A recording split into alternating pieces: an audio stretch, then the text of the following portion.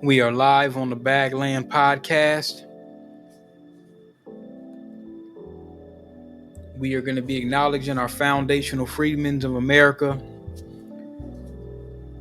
that built this land and built this country, alongside several other topics tonight. We're going to try to keep it a little shorter than normal, but we'll see how things go. I'll be having my good brother Solomon joining in a few minutes here. So let's get some grand music as we go along here.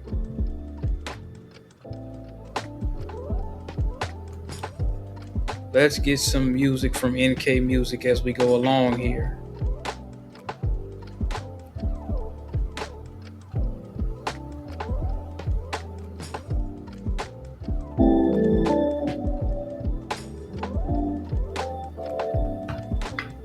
Fair use, YouTube, fair use.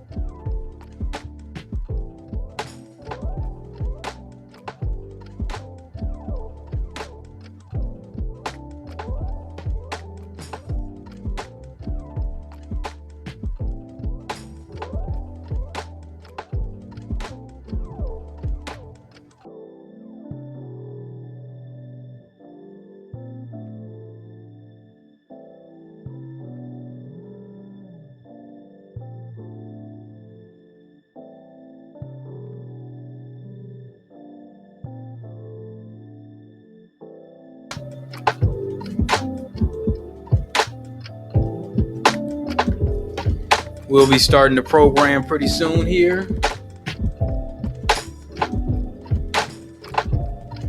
Let's shout out to the descendants of the slaves that are the fabric of America.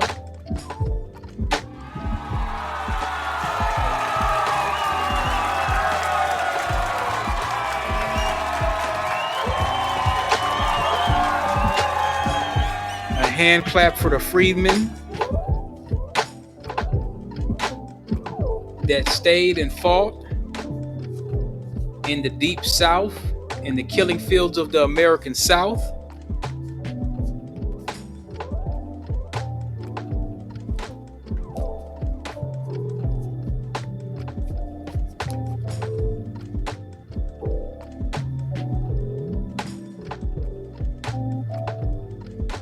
All right, Brother Solomon, are you with me?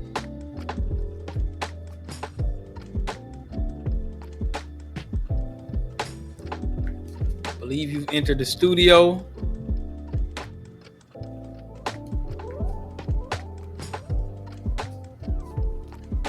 You should be live here. All right, is Brother Solomon live? Can you hear me? I can hear you. Yeah, what's up? Happy Juneteenth. Yep, happy Juneteenth. Happy Juneteenth. We have a lot to cover and stuff. First I was gonna do something tomorrow night, and I said, nah, I have to give the ancestors their due. I have 300 plus years to give due. I can't not have a program tonight. It would be disrespectful. I gotta have something going on tonight. So you sent me a lot of great videos. We have a lot to cover tonight. It might be a little shorter than the normal night, but either way, we're gonna cover typical Bagland stuff, tech, tech intangibles, but however, with a strong focus into the foundational freedmen of America that built this country. Let's give a shout out to our ancestors once again. I got sound effects now. Give a great shout out, Nat Turner, Harriet Tubman, Denmark Vesey. Who even give a shout out to the rider, revolutionary from Haiti, Jean Dessalines. We're going to give a shout out to all the riders, Stokely Carmichael, The Congressional Black Caucus ain't gonna get no love over here because they're too busy tap dancing for a check. However, we're gonna play some audio here, and we'll go through a couple different things because I got a lot of stuff that I want to cover tonight. And we're gonna start off here in St. Paul in the Rondo neighborhood. And for those that don't know about the Rondo neighborhood, it was destroyed by 94. Much like South Central LA, a lot of different places where there was prominent black neighborhoods.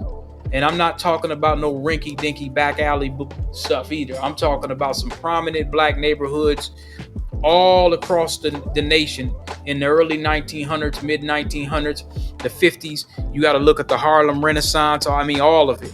All around these times, from black folks got off the plantation, they were putting in work, creating businesses. They built the country so they could easily create these businesses and all of that. They laid the bridges, they cleared the swamps, they did all the heavy lifting. The railroads, they'll say, they always talk about, with the Chinese and the railroads, they showed up afterwards. You know what I'm saying? They came afterwards. They worked on it, but black folks did all the heavy lifting. So the railroads, the bridges, pretty much the whole damn country. And if you could go and look at some of those old videos with those black folks on the railroads, that's who you see that was on them railroads. You see black men, with some white dude on a horse somewhere, sitting in a car, not doing nothing, and the black folks doing all the work on the railroads. So, speaking of the Rondo neighborhood, that was a neighborhood that was decimated here in Minneapolis, St. Paul, where they ran the 94 highway right through the black neighborhood and destroyed it. That was not accidental whatsoever. It was an engineered occupation. And so a lot of black folks lost their businesses, they lost their homes. So we're going to start talking about that from our crib here in St. Paul, or Minneapolis, Minnesota. It's Juneteenth today, a holiday that marks the official end of slavery in this country. The metro was full of celebrations from... And just for context, I'll be stopping and starting just for context, because people will say, well, it ended, and it did not. You still have our sisters and brothers still in Angola, Louisiana State Penitentiary, which was a direct plantation. That's literally a plantation. So just so people know, it was slavery ended on paper, but you literally still had black folks sharecropping and working on those plantations where you had the boss sitting there telling you what to do. You still did not have all of your rights. So it took another 70 plus years for black folks to really get close to anything remotely close to any bit of rights. And we have to even include we call it quasi-slavery Jim Crow. Why do we call it quasi-slavery Jim Crow? Because it was an apartheid state of over 50 plus years. In 1955 in Money, Mississippi, Emmett Till was lynched. He did not get a fair trial. His mother did not get a fair trial. They pretty much did I'm a kangaroo court and I'm white and I say so, and said, hey, your son came down from Chicago and he jumped in a river. This is what they literally said, bro. He jumped in a river and he hung himself and he beat himself to death. They were saying stuff like that down there. That's the kind of stuff. And this was the 50s. We have evidence of black folks actually still on Louisiana plantation in the 70s. We'll talk about that as well. So let's continue to cover Rondo neighborhood. But I just wanted to get some context whenever they start saying, it's the slavery was done. It certainly was not. Minneapolis to St. Paul. Fox 9's Rob Olson has been out at the Rondo neighborhood celebrations for us today, and he joins us live tonight with a look at all of that. Rob? Yeah, there was a celebration at the state capitol this afternoon as well, and here at Rondo, wrapped up at 5 o'clock today. This is fascinating. I mean, seeing where the freeway came through what was the Rondo neighborhood, and that theme of resiliency, that this was a neighborhood that was populated by the descendants of slaves, that it was then resilient in responding to this, and Governor Walz today tying that resiliency in to what the state is going through now this week. It's a collection of families that have been through so much. I mean, The panels that tell the history of Rondo also display its resiliency of a community torn apart by the building of a freeway more than a half century ago. even though it wasn't the Rondo that my parents knew, the community was still intact. You know? The Caddy Neferah was one of those featured in the Juneteenth program, telling stories of families that thrived in Rondo as the descendants of slaves who came north, which is why this street celebration of Juneteenth in Rondo feels so tightly tied together. I have a little cousin we were talking about just our ancestors who were enslaved, and she said, well, why didn't they just die? I said, because they believed that one day you and I would have a different life. We would have a different experience. This year, we're here with pretty heavy hearts as a state. Governor Walz telling the crowd it is this neighborhood's rich Old Walls, we might talk about him a little later. Where's Waldo? history and its resiliency in the wake of past politics. That is such an example of not giving up in the face of political violence we're feeling now. Under this cowardly act, this attack on someone who poured her life into public service may tear at the fabric of our state, but it will not dampen our commitment to everyone being included. Wait a minute, Walls. You know I gotta say something about that. This ain't got nothing to do with Juneteenth. What the hell was that? I'm telling you, these politicians, the Democrats is on thin ice. That ain't got nothing to do with us. Very unfortunate it happened. I hope that they catch the murderer and give him life with no parole. That ain't got a damn thing to do with us. What the hell was that about? Nah, see? Yeah, and see, I'm not surprised. I didn't think he would go that damn low, but let's continue. Messages that the work of Melissa Hortman will be felt by the next generations of Rondo. Including passing the bill in 2023 to establish Juneteenth as a state holiday. That happened under her leadership and is part of her legacy. No, the hell with that. We not gonna do that. See, y'all trying to get some butter biscuit votes. This ain't got a damn thing to do with Juneteenth. She might have passed a bill. We've been celebrating this for over 200 damn years. These people got a lot of damn nerve, man. I'm shocked to hear this. They had to slide in their little politics. This ain't got shit to do with the descendants of slaves. Nothing. Absolutely nothing. We've been celebrating this for many, many years. Yeah, you made it a state holiday. And see, I was going to wait a little bit to expound on this, but these folks and Joe Biden didn't do a damn thing. You pretty much gave a day. I'm kind of bittersweet about it because you gave a day to everybody. Well, everybody wasn't sitting on no plantation. Everybody didn't go to Angola. Everybody didn't suffer Jim Crow. Everybody didn't have to go to Chicago to watch Emmett Till in front of 10,000 people at the church, see an open casket. I don't want to hear nothing about no other politician during our celebration. And see, now I kind of understand what Dr. Claude Anderson was talking about. I'm going to have to go into another video. I understand why he said what he said. And that's a main OG that's been fighting for reparations for black folks for forever. Forever. While the Congressional Black Caucus has been locking their doors on him. Now I understand why he kind of said this. Well, no, I'm opposed to Juneteenth, anything else. I want a special day called Harvest Day. Harvest means bringing forth the fruits of your labor and getting credit for it, and having some value attached to it. Ain't no damn value attached to Juneteenth. And see, I would never tell black folk go out and celebrate an ass whipping. If I were whipping you right now and I whip your butt for 10 days straight, on the 11th day I say, okay, I'm tired of whipping your butt now. And you say, well, I'm going to celebrate this. Why would I celebrate your cease to whip my ass? Then I'll take 3 months to even figure out I did you quit whipping my ass. Anyway. National End of the Ass Whooping Day. Okay. Forget civil rights. Go back and correct the conditions that you impose on black folk. You cannot deprive a group of people for 500 years of the fruits of their labor but no money, no value, no land, no history, nothing. And they say, go out and compete. Compete with what? And so I tell all my civil rights leaders, you're no, I'm opposed. Now he was in that when he just said that, he was in at first, that first thing he was on Zoom talking to Dr. Boyce Watkins. The second part, he was at DC giving black folks the business, letting them know what these schools and all these folks not telling them. That's why they don't never want him in the room when it comes to us getting something. You see what I'm saying? Because if Dr. Claude would have been up there and they would have been talking about some politicians and all this, and he would have been like, okay, what checks have you cut to black folk? That's all he would have asked. Where that money at? That's all he would ask. And see, here's the thing. Now it becomes a symbolic gesture where we're like, okay, we got a day off. Yeah, that's cool.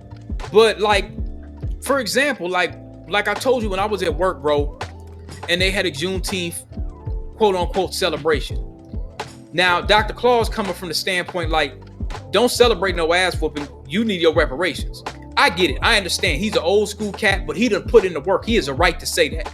Now, when they were at work, they started talking about erecting a statue in Angola, or not Angola, but you know, a lot of the black folks that's in Angola today, a lot of the black folks that's in Angola, a lot of black folks came from Angola. That's why they named it Angola. There's a reason why they named Angola Louisiana State Penitentiary. You know, there was black folks that came from the country Angola, and they sent them there. You see what I'm saying? So Angola was a plantation. That's why they call it Angola, because they called it. They're renaming it after the country Angola, which I believe is in West Africa. So they want to erect a statue that's pointing to Angola in Virginia or somewhere. And I'm like, the hell with the damn statue. The statue ain't really gonna give black folks no justice. That's another symbolic gesture. And see, you got all these white liberals that are sitting up in the room, and I was gonna wait to say this till later, but I gotta kind of address this now. They covered a lot of different things from Juneteenth, but when I was at work, I found something very interesting, man. They were talking about Harriet Tubman, and they said, well, you know, she did a lot of stuff for the army. And they said the only reason why she didn't get paid is because she was a woman. So they were trying to do that gender divide, intersectionality, LGBT bullshit. They tried. They didn't have enough to crowbar in there, but I could see where this was going. I said, uh-oh. And at the very beginning, I could have sworn I heard they had a white lady that was kind of breaking stuff down too. And I could have sworn they said something about an author with a book. And I wish I would have had the audio or something, man, because I was trying to get the audio, but they said something, and I said I want to listen to this Zoom session again, because we were in an auditorium, and they were talking about.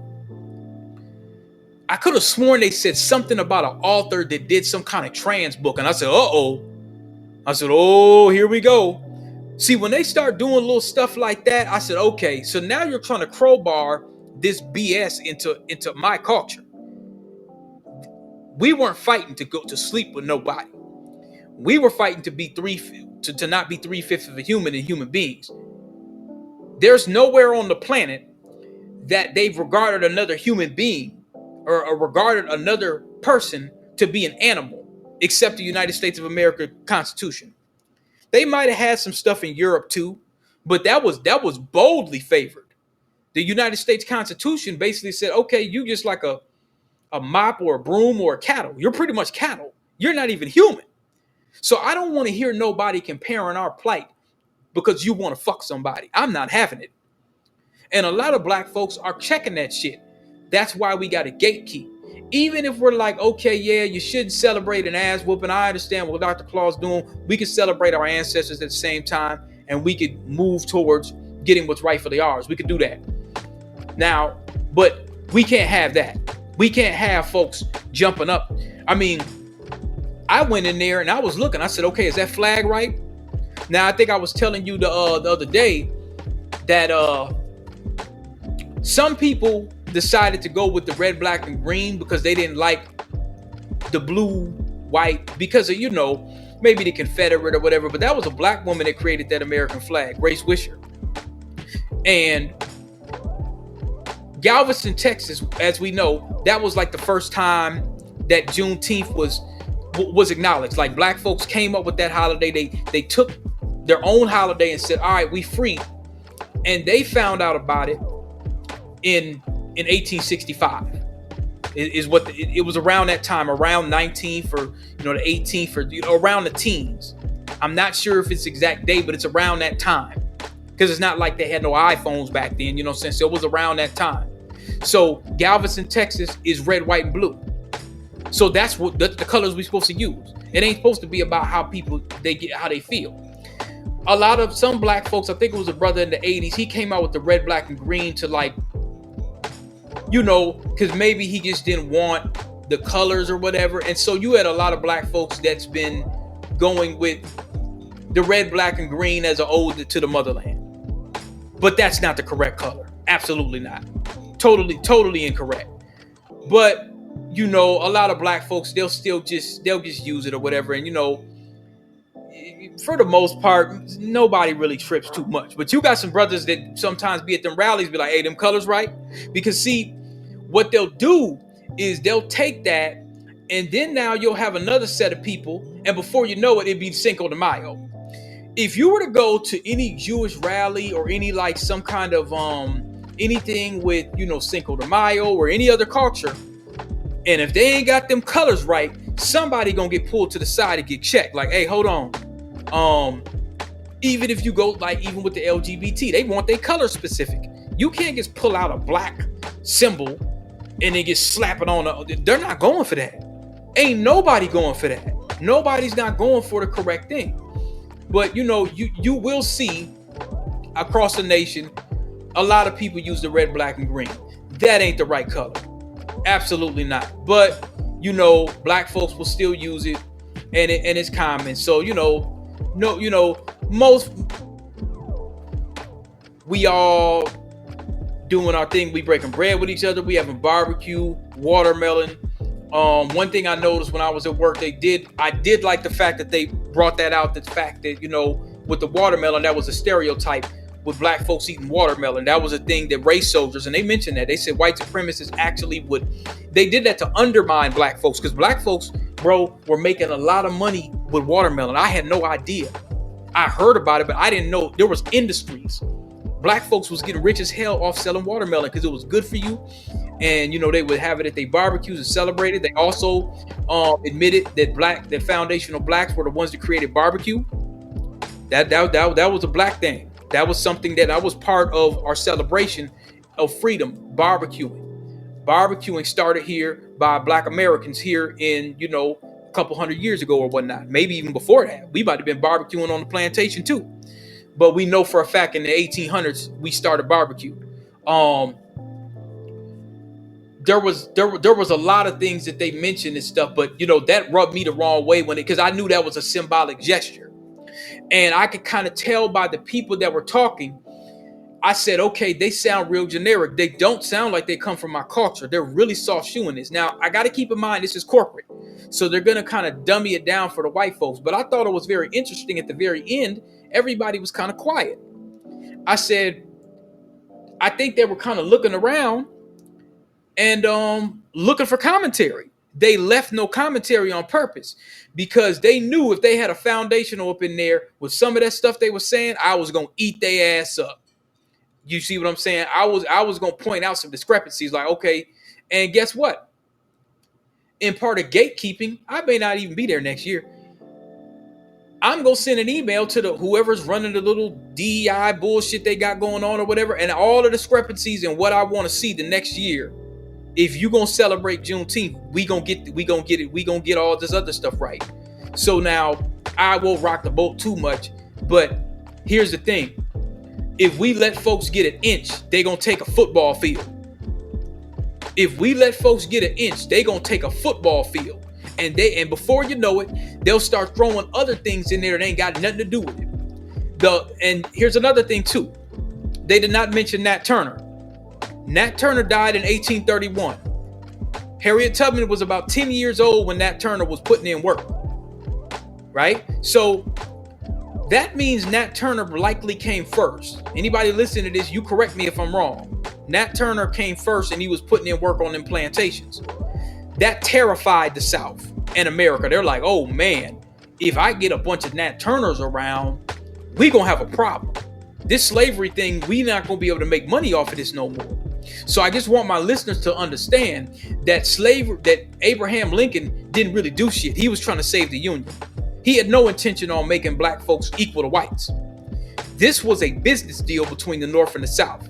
New York, Maryland, all them places, they were selling black folks to the South. Then they came back and seen the South was making a bunch of money, and basically they pretty much pulled a Black Lives Matter corporate deal. Hey, wait a minute. We sold you these Negroes, but hey, you're upsetting the financial structure in America. You got these niggas working for you for free. They're the best workers in the world. They created this country. You're gonna make it messed up for white folk. They can't build like these niggas. And you're not paying them. So you're just getting rich. It's almost like not paying taxes. The North was pissed off about that. Like, well, damn, wait a minute. We got to pay people up here. Y'all ain't even paying these niggas. So the South said, you know what?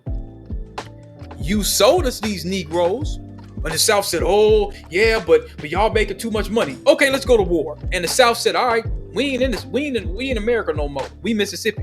You know what I'm saying? That's why, like, when you hear about those stories where the Klan was 1/3 and the FBI was Klan members, and you couldn't really send the feds down to Mississippi in the deep South and the North too, but you couldn't send them in the deep South and get them to acquiesce. They told the feds to go F themselves. Yeah, we know that you hanging niggas down here, and you unaliving white folks that's trying to fight for black justice down here. We don't care. And the feds was like, well, no, you can't do that. You got to follow the law. They're doing the same thing the Democrats are now doing to the Republicans. Well, you know, we're not going to follow ICE. We're just not going to follow the law. We're going to let illegals in here. We don't give a damn. That's the exact same thing that they did in Mississippi. It almost switched sides when you look at it. They're saying, hey, I'm not going to follow the law. Fuck federal law. Mississippi said, damn the law. We got our own law down here. They telling this to the feds. They're telling this to the feds. We're not going to cooperate. We want to be able to unalive black men and anybody that supports black folks and black folks. I want to unalive black folks and anybody who supports blacks and their freedom and their justice. We want to be able to unalive them with impunity. So when you had white folks that came down from the North, and there's documentaries about this. There was actually a documentary that talked about how the FBI was started, or, you know, you had all these, you had like the conservative, it was called the Conservative Council of America. Basically, they were like Klan without a sheet. So they ran everything. If you were black and you wanted to go vote, they may kick you out your job. They may string you up. They might put something in the newspaper and say you're a baby mom. I mean, they be checking your post office mailbox. Make sure you didn't get no revolutionary literature. Make sure, you know, they be hanging out at the church, making sure that black folks wasn't organized. And I mean, they do everything they possibly could.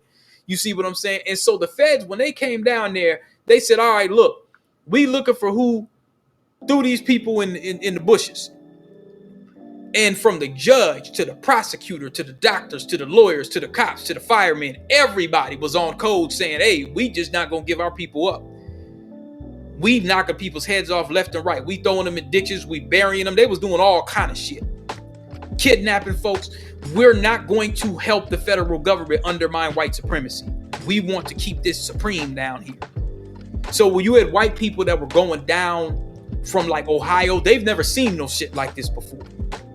You had white people that were going down there that were supposed to be helping, you know, march and stuff like that. And some of them was cracking jokes and stuff. Like, they seen some fat white dude, he looked like Jabba the Hutt or something like that. And they're like, oh, this fat dude, this fat, you know, they're clowning him. And some of the black folks had to tell him, that dude ain't nothing to be played with. That dude makes it to where you can't vote, you can't own this, you can't do this, you can't do that. And he's just some Poindexter fat white dude with a big belly that runs everything, that runs a bunch of stuff where you just can't get no justice down there. And so they had to let these white liberals know, you know. And see, the white people that were coming down to help Marx, initially, some of them, they could not believe the apartheid system that was in the Deep South. They didn't believe it, bro. They thought it was a joke. They were like, okay, this can't be real. There's no way in America that this is happening. They didn't believe it. They had to see it for themselves. And they're like, hey, this ain't no laughing matter, man. We dying down here. So, you know, they had to actually go down there and see that black folks was getting undermined in open view.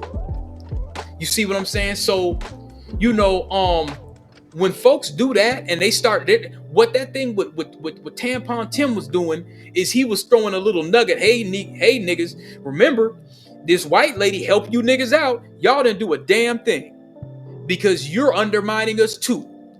Just like the so-called conservatives that you're saying, oh, the boogeyman, y'all are undermining us too.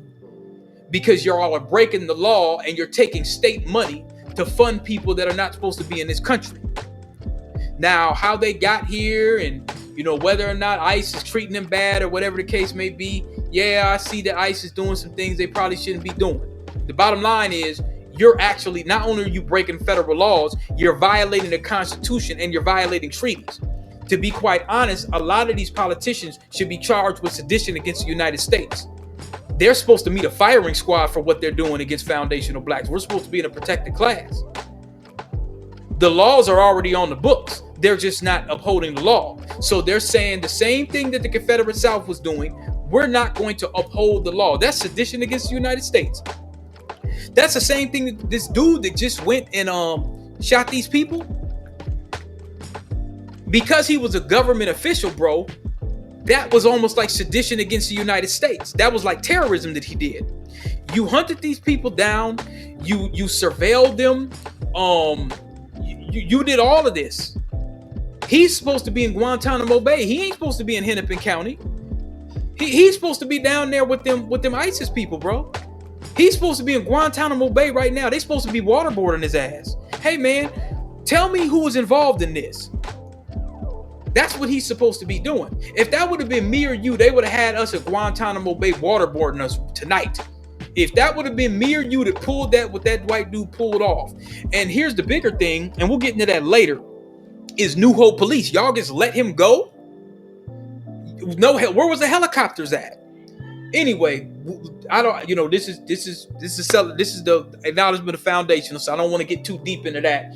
But I'm just saying, like, this is the kind of, when we start talking about Juneteenth and when we start talking about these kind of things, we're looking at it from the Black Americans' perspective of dealing with race soldiers. I'm not talking about white people that are not white supremacists. I'm talking specifically race soldiers and suspected race soldiers. We're looking at it from a standpoint like, okay, if that was me, y'all would have had me waterboard something down. Y'all would have had me on a jet somewhere on the way to Guantanamo Bay for pulling that off.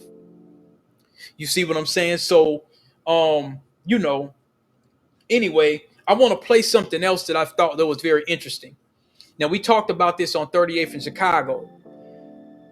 There was a brother, and I talked about it on my other little channel too, but there was a brother that has a channel called Runaway Slaves. They say he was ex-Secret Service or something like that. He said he is. He probably is. I don't know. I'm just going to take his word for it. But he had a channel and he was talking about something that I talked about a lot, about why doesn't 38th Chicago look like Tulsa? And at first I thought I was just kind of being conspiracy theorist a little bit, like, okay, nah, that's far from the truth. And I'm going to play something. And this is the reason why black folks ain't out there standing with these federal folks, targeting, you know, we not breaking our necks for ICE. We're not breaking our necks for these damn politicians. This right here. Let me tell you something. When they gave away the $50,000 that your family was handing out to the businesses to help them, You know how many people were up there that wasn't even from this area? There was 72 people up there trying to take that money from all the business. We didn't get a dime. None of us had got a damn dime of that money to help us. Did you know that? Oh my God. Y'all didn't even know that.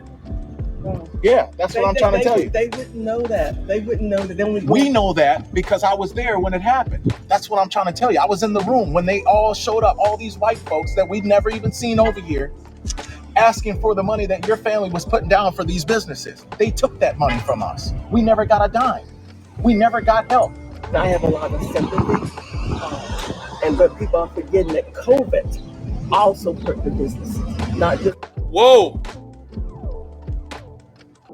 Did you hear that? Now, he said, I didn't think you knew, but she went straight to the pandemic. That was crazy. I was right all along, bro. Why doesn't 38th of Chicago look like Tulsa? Right there. That's exactly what happened right there. Well, what you see is Floyd. He put the blame on that on Floyd's family because what they were trying to do was they just wanted to say they helped. They didn't care where the money went. All they cared about is that you could say that they helped. Well, just that response. The response is because she don't want to tell you the truth. So she's got to throw something out there. That if look she bad, really bro. wanted to say the truth, she'd tell you, all I want to do is just say that we helped. We don't care where the money's going, as long as it's spent and you can say that we did something. Because if they really wanted to help, it'd be direct to businesses. It wouldn't be like that. That's just to shut people up. And how much did they even give? Well, what I heard. Now this is what I might have to go deeper than this, because this is, people say, well, hey, this ain't got nothing to do with Juneteenth. The hell it don't. This is foundational business right here. See, this right here, man, is the epitome of what I've been screaming for the last couple years on this show or on this podcast, on how you have these white liberals that show up after a black person dies. First you have the Crumps, and then you have all the Boule Congressional Black Caucus niggas. Like that heifer that got arrested for trying to fight them federal agents, and she got to singing some Negro spirituals. We gonna get into that. It's Negroes just like that. They're all the same, bro. That Oprah, Obama, Roland Martin crowd. They're all that Al Sharpton. They all like that, bro. All of them. And they might say something true or do a little something here and there, but them niggas is something else. They were the kind of people that would host like a black conference, but if we were on the plantation and they could get a couple butter biscuits and not get caught and where we wouldn't know, they would sell us down the river to the next plantation. Those are those kind of Negroes. You see what I mean? Total treachery. But they do it in a way where it looks good, because they be like, well, I did a couple things for black folks, so just hit me under the table with a few bucks. I heard it was $500,000. Now, the guy alluded to an official that some city official that the same nigga that was blocking them folks in, not blocking them in, but the nigga they wouldn't let out the car that you were telling him, they said that nigga got something to do with it. So I said, okay, I see what's going on in Minneapolis, man. This might get me in a little trouble, but I gotta speak truth to fucking power, bro. You literally got a system. And see, this is why, and I'm gonna go deeper than this too, man. We got some real tap dancing bootlicking niggas that somewhat to a degree has been exposed, but we got to bring them back up. Remember when I told you, bro, when I worked I won't say the school, but I was a data analyst, and I was able to really see how this intersectionality white liberal agenda really, really undermines black folks, specifically foundational blacks. So I'm gonna dig into that a little bit, and then we'll go a little deeper. But this has to be said, bro. When they did a graduation, All right. I won't say where it was. I'll talk to you off camera on it, but they did a graduation. And this one dude comes in there and I meet him, and they paid that nigga probably a hefty penny. So he was with the Black Lives Matter. He was one of the niggas that got slapped in Ferguson because he came down there trying to use that agenda shit. So black folks in Ferguson didn't really know who Black Lives Matter was. Rest in power to our good brother Darren Seals, man. Let's give that brother, which I believe law enforcement had something to do with him. You know what I'm saying? Because they found him burnt up in a car. But rest in power.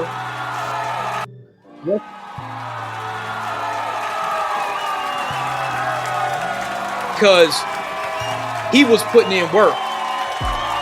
Now, this is a dude, and I could tell that, that he was from the streets. I could kind of tell he had some respect down there. People respected him. And he was riding for Mike Brown and the family, man, heavy. He was riding, bro. He was a rider.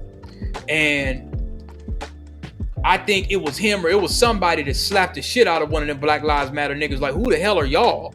They came down there because they started it with Trayvon. That was the start. And they said, okay, well, we could just use a black body to further our agenda and get some money from the Democrats, get the Democrats some money, and we could just get this whole little thing going. So, yeah, paid protesters, yeah, bro. There was a lot of that shit was going on. You could believe that.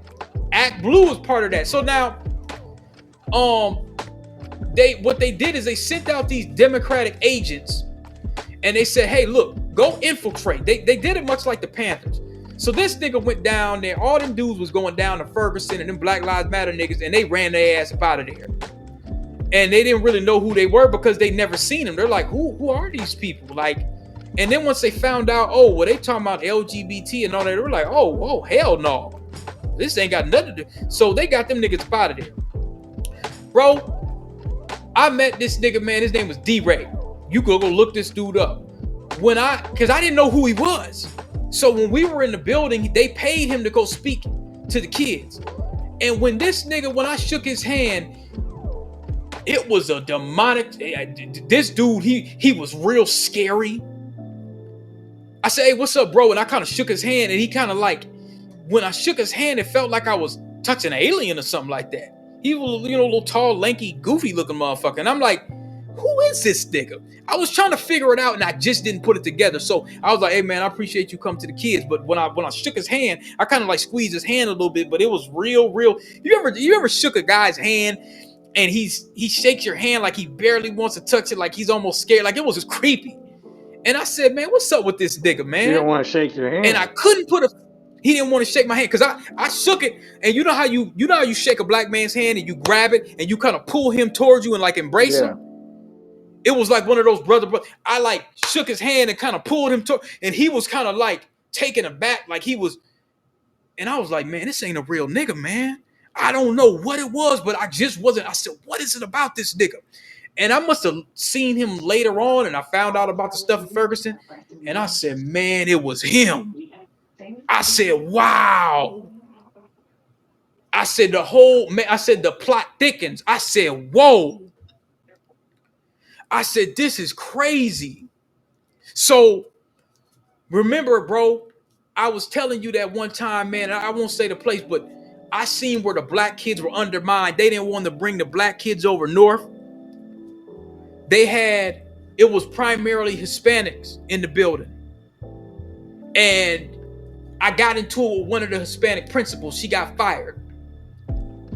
And I kept it 100. She when I met her, she was talking crazy. And I found out all the black folks that worked there were being mistreated by a lot of them Latinos and them liberal whites under the guise of eradicating white supremacy, practicing it in plain view under this liberal intersectionality bullshit.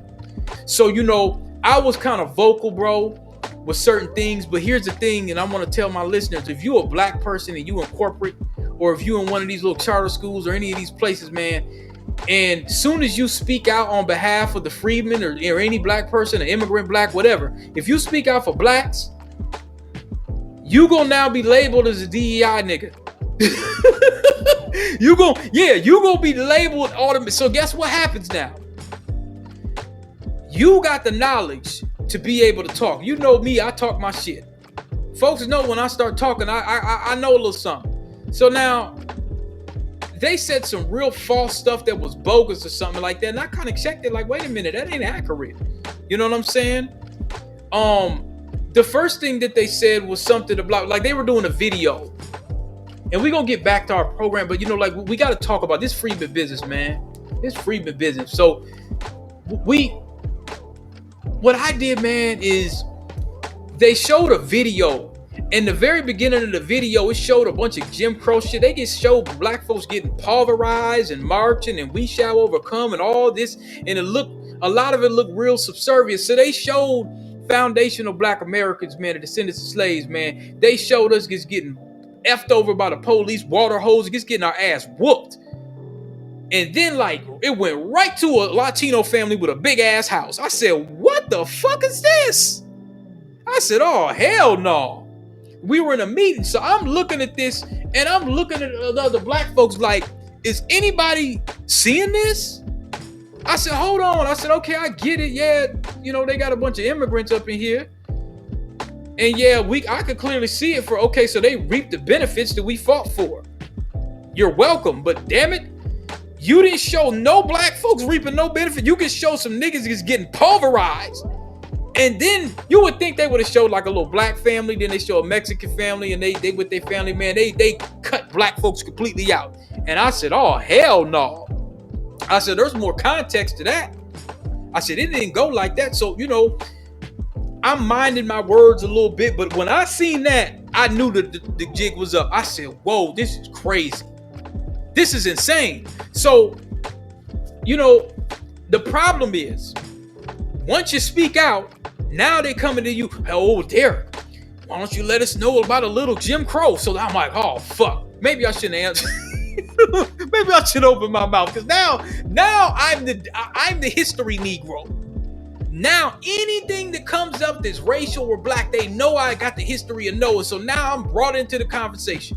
So one day they start talking about something about, they had some little meeting and they were talking about,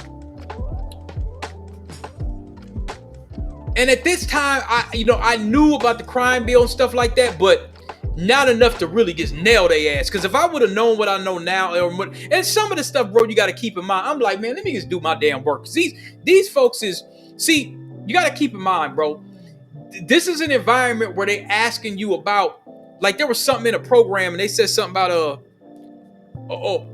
cisgender or some bullshit, and I don't know all that stuff. She, him, hers, and pronouns. Like, they were asking us, everybody had to name their pronouns, and I was like, I don't know nothing about that bullshit. So I'm kind of looking at it like, okay, I'm a straight man. I got a wife. You know what I'm saying? Like, so, you know, they're trying to make it seem like they respect everybody, but that's not what's going on. So I asked the HR one time. I pulled up a document because I'm the data analyst, bro. I have access to shit. There's things that I was able to see. I'm not gonna say tonight. There's some things that I'll say off camera where you gonna be like, man, you got access to that? Yeah, nigga, I had access. So now, what ended up happening was you had a situation where I seen something about I guess it said my sexual orientation, and it said something like cisgender or some shit. And I'm looking at this, I don't know what this is. So I don't know nothing about that stuff. So I'm like, I asked the HR, I said, what the fuck is this? Like, I pulled him to the side, I said, man, what the hell is this shit? Oh, that just means you're a straight man. I said, well, I'm a straight man. What's this sis? I had to stop myself. I said, this is me, sissy? I had to stop myself, bro. Because I knew what environment this is, but I said, what is this? You see what I'm saying? So, like, back to that principal. The principal, when she met me, she says, where are you from? Like that. I said, oh, hold on, wait a minute. What do you mean, where you from? Oh, I was asking you where you were from. And so I said, well, you got to be more specific, ma'am. I said, do you mean where was I, where my people from? What workplace? Oh, your workplace. And she said it real funny like that, like on some. And I said, "What's up with this lady right here?" Come to term. She was the principal. She was the white Latino supremacist principal that was undermining the black folks over there. She was the principal that she ended up getting fired. She made a lot of money, bro, but she ended up getting fired, so they let her resign. But I had to check her. And I said, "What's up with this lady? Why is she?" So she was the one that was disrespecting the black parents, talking crazy to the black folks and the black students and all of that. That's why black Americans say the hell with DEI. We not standing for the DEI. We not standing for these folks. They gonna have to figure this shit out on their own. Cause you gotta think, bro, I have a bird's eye view on how I seen black kids being undermined by these people. And they got lockstep right in with the white supremacists, white liberal women, and it was all white women that ran the program. That's who runs the education system in Minnesota and in the United States for the most part. You got a white liberal 9 times out of 10. She's with your kids 8 hours a day, speaking venom at your children. So you got to keep in mind, bro, like the way I talk to you right now, I'm in that place kind of lightweight talking like that. Y'all say something about foundationals, I'm on your ass. That ain't true. Well, they said it was, so they were talking about something with crime. And so I drew a parallel. Basically what it was is they talked about how the graduation rate for kids was low or something like that. And I seen the conviction rate and the incarceration rate ran parallel to the kids not graduating school. So I made a direct correlation to the prison pipeline, and I said, okay, these black folks. So one lady cut me off in the middle of my sentence when because I just seen the document. They were just showing, some of the numbers and all that. They playing that game about, oh, you lowly Negroes, you need so much help and you need us and you need resources and this, that, and the third and all that old, so, I'm looking at the numbers and I'm like, yeah, okay, yeah, and so I just happened to see the numbers and I said, wait a minute. I looked at the prison system and I drew a parallel right to that, right? Like on the fly. I didn't look this up. I seen some incarceration rates and I said, wait a minute, that's the same. That can't be accidental. And so the lady said, she cut me off and said, that happens to Native Americans too. And I'm thinking when she said that, she was a Spanish chick. And I said, okay. And I'm thinking now, I just let her just kind of go on about it. But I'm just thinking to myself, she got real puffy when she tried to throw them in there. Nobody said that they didn't. But what it is, bro, is when the spotlight comes upon the folks that get treated the worst, you got to think there's nobody that was written into the Constitution. Natives weren't written into the Constitution, only blacks. If you have African descent, you are 3/5 of a human. That's what they wrote. So yeah, there was some janky things that happened to the natives, 100%. Stolen land, this, that, and the third. A lot of them owned slaves too. I told you about that. But, it might have been just a little bit different of a system versus the race soldiers. But now, here's the thing. Nobody denied what they went through. But she went to go jump on the bandwagon because she thought I was going to try to, I don't know what she thought. But I'm just sitting there thinking like she had a lot of investment in that statement. So I could have got on her a little bit more. Like I said, well, you can't really compare black incarceration. Ain't a bunch of natives in Angola. Mic drop. Bro, have you ever heard of a whole bunch of natives in Angola? Never. I don't even think there are any natives in Angola. I don't think there's none there.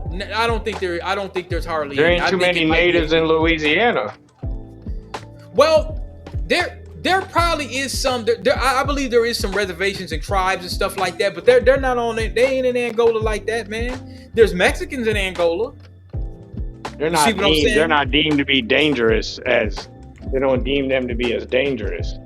Yeah, they want foundationals in Angola. Well, And they got some whites. Where's Massey supposed to be? Massey's escaped from prison this is his 5th time. Oh, he's going to Angola. He's not going nowhere else. They because see, if you look at Angola, if you look at the way that I used to wonder, why do they call it the Black Alcatraz of the South? Because on all 3 sides it's water. And I sent you that video. How you gonna escape from that? How? There's a few people that got close. They got put right back on the plantation. They found them in 2 hours, bro. You're not getting away. Not even that. Just the guys that escaped with Massey and them. There's 7 of them, or 7 or 8 of them, they got in a day. In a day? Yeah, it was Massey and the other 6 or 7. They got them quick. There wasn't no problem for them, but Massey and Groves they haven't been able to get. But they found one guy passed out at a bus stop. One guy was under a car.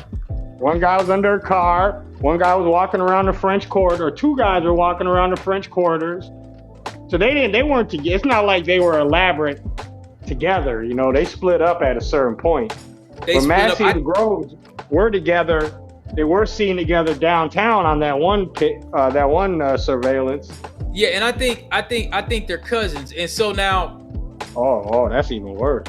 Yeah, they're cousins, bro. See, Groves, kind of keep in mind what happened to Groves. I'm not gonna say he's totally innocent, but at the same time, the way they playing this in Louisiana, bro, I don't know. I don't know. You got to think this man done beat murder trials about 3-4 times. Now they say it was witness intimidation, but we also got to keep in mind on how these folks play down there. So he might have shot some people, maybe not. But now, as people are saying he didn't, they're saying that they charged him with 2 murders from Mardi Gras because he went on Instagram celebrating Mardi Gras or something like that. This little weak ass Louisiana, redneck criminal justice system. They could get indicted ham sandwich. Literally, they could just say you did it. That's how Louisiana plays. They could just be like, hey, nigga, you did it. And now you got to prove your innocence. So they might ship you to a facility worse than New Orleans. You may not stay in the county or what they call the parish. You may not stay in the parish. They might send you. You heard what New Jack said, and I'm gonna play because we didn't get a chance to play that, so we'll play that in a little bit too because that's Black American history. We got to cover even the bad things. Now, going back to what I was saying with the pipeline, I was basically just saying, hey, you got these black folks that ain't graduating from high school, and the prison rates in the school look exactly the same. And they kind of see. Here's the thing about me. I had access to all the systems, so you had no choice but to come to me. There was best believe there were some people that wanted to undermine, but I kind of getting a little withdrawn. Once I start seeing how this game is played, I kind of felt like now this is cahoots. You had a situation, I'll tell you, where it was the N-word. Now, what it was is the Mexican kids was using the N-word willy-nilly, and maybe they might have called some of the black kids the N-word or making the black kids feel uncomfortable. It wasn't a lot of black kids there. It was some foundationals and it was some Somalis. And so, maybe they probably felt a certain way where they're like, damn, man, we outnumbered and these folks is just spewing around the N-word. So the black kids felt a certain way. Now, instead of them rectifying the issue, they made some kind of meeting on saying, and you would not believe this when you're walking through the hallways, bro. They made a meeting that said, who has a right to use the N-word? I bullshit you not. Who has a right to? Now you're posing the question to folks that ain't niggas. Now, you have some Mexicans that may use it. A lot of black folks just let it slide because they're like, all right, But you got some black folks that be like, no. So the theory is they be like, well, we could use the word because we listen to the music and y'all can't gatekeep. Yes, we can. There's gonna be some black folks that may not like it, but there's gonna be some black folks that may not care. But you might run around some black folks who ain't going for it. So you don't get to tell them that they ain't going for it. You know what I'm saying? Just like if I call them a what's the wetback or whatever. Yeah, I got my wetbacks. We selling crack. We got my wetbacks. They gonna be like, oh hell no, nigga, don't be saying that shit. Well, I didn't mean it that way. I just use wetback without the W. I just call it an etback. You see? You see how that goes? They gonna tell me, nah, man, don't say that. That means something derogatory. Well, nigga means derogatory too. That's not the nicest word. We just took it, flipped it, and made it cool. You know what I'm saying? It's not the nicest word. We're probably not supposed to be using the word, but we can use it because it's ours. We can use the word.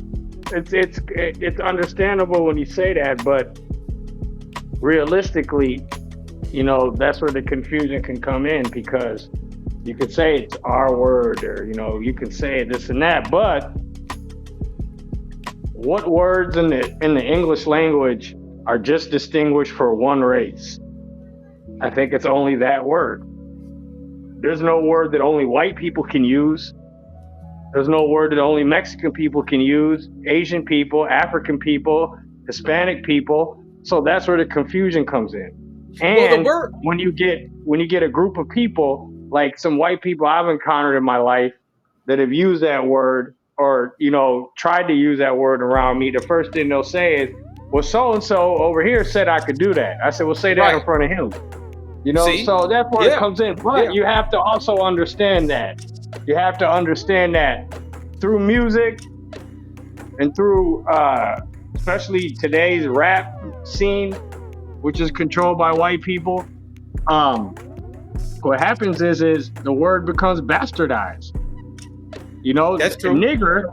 When you as a white man refer to somebody as a nigger, there's no confusion on what you mean.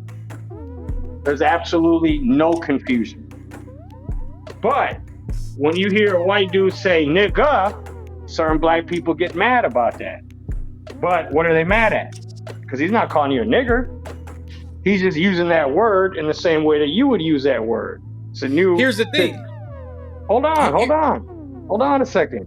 So what happens is you get to a point where, is this a term of endearment, or are you upset? And what are you upset about?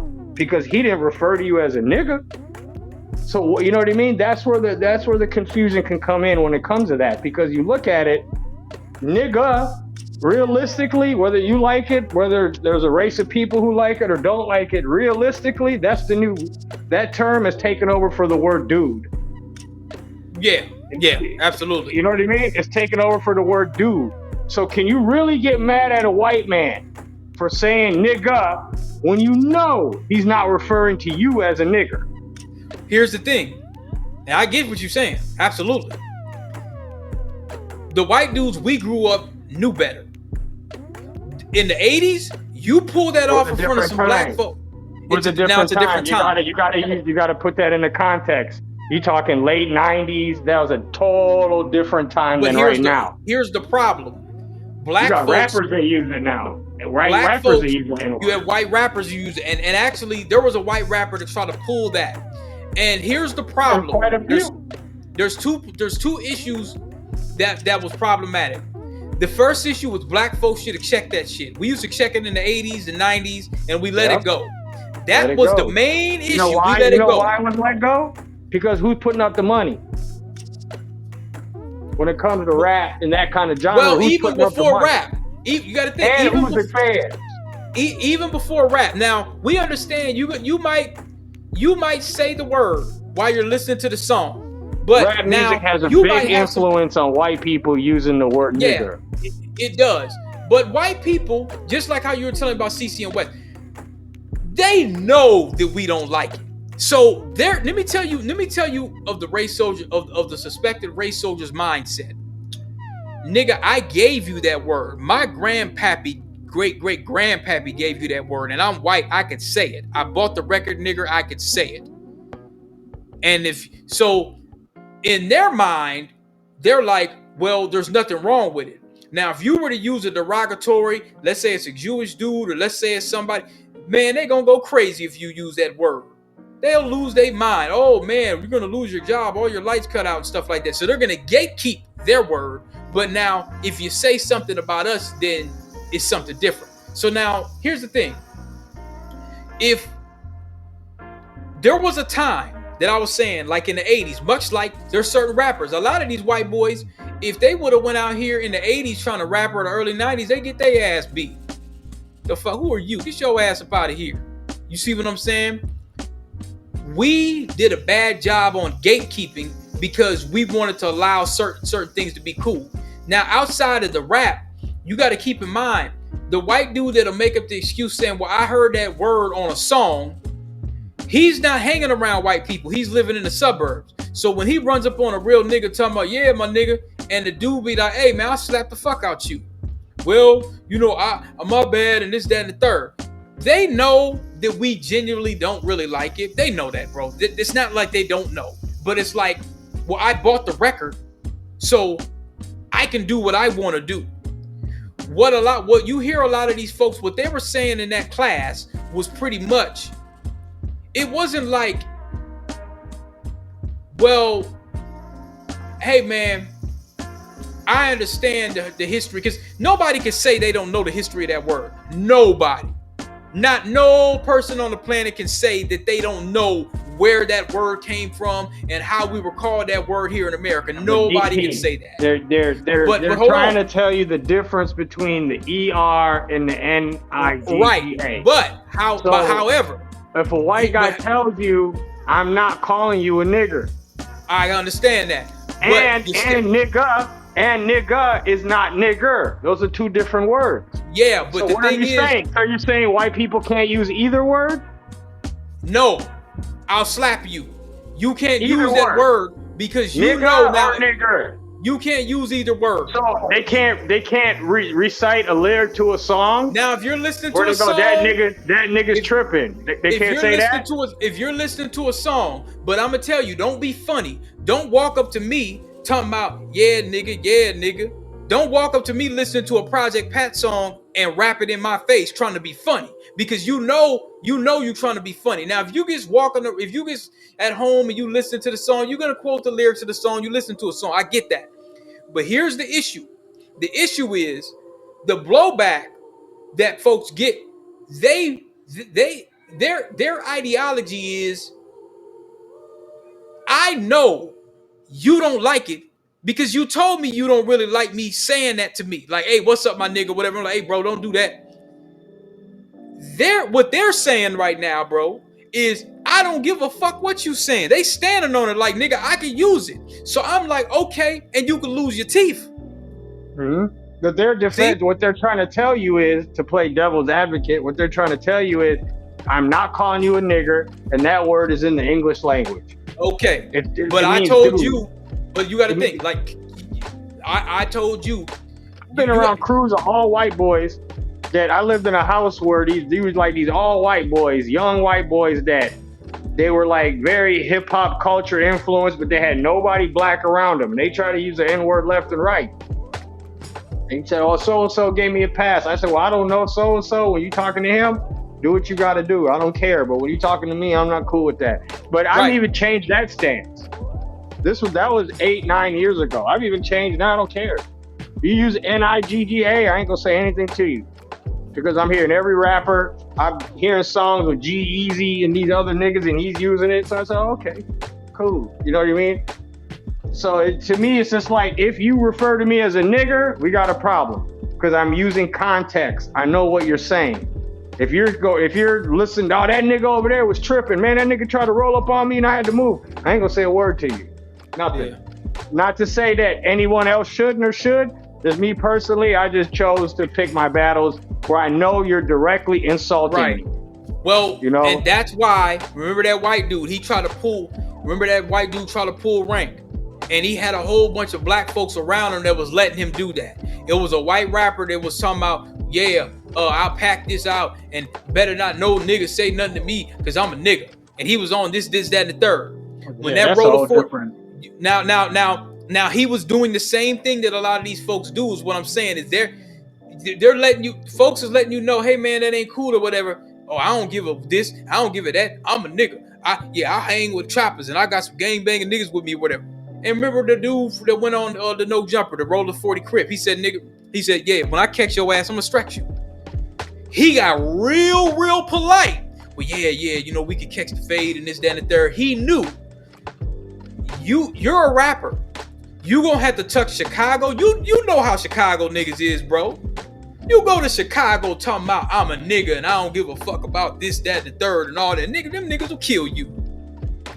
If they don't beat you half to death. You won't leave Cook County. Well, I'm just gonna go to Chicago and I'm just gonna talk crazy to niggas. Oh, I'll use the N-word and I'll stand on it, this, that, and the third. You go to a place like Chicago, they'll beat you to death. You won't leave the damn airport saying something like that. You be killed. Them niggas will hurt. Them niggas will hurt you. That's one thing people talk about folks from Chicago. One thing I love about folks from Chicago, they don't mind being black. Who the fuck you talking to, Joe? On Chief, smack the shit. Dude will lose his dentures out the airport. Talking crazy to one of them crazy niggas from Chicago. They will lose, they'll beat the shit out that dude coming off the airport talking about, well, yeah, you see what I'm saying? Like, that's the culture. You go to certain places in LA where there's racial issues between Hispanics and blacks. You go to LA County Jail and you're one of the Southsiders and you use the N-word to see what happens to you. It's gonna be a damn riot. You're gonna have 5 dudes stretched out in body bags that day. They go for broke. That's one thing I give credit about LA, man. And when they turn up, they turn up. Niggas in LA will turn up. That's why you don't have, like I said, that's why like LA and all the cities and stuff, they rally behind Floyd and stuff like that, because they're like, oh, okay, we see what you do in Minneapolis, because they known to turn up. If it would have been Floyd in LA, first of all, I don't think they would have been able, they would have had to bring him in an alley or something. They wouldn't have been able to pull that in front of South Central. That wouldn't have happened, bro. If they would have tried to pull something like that in front of a whole bunch of black folks,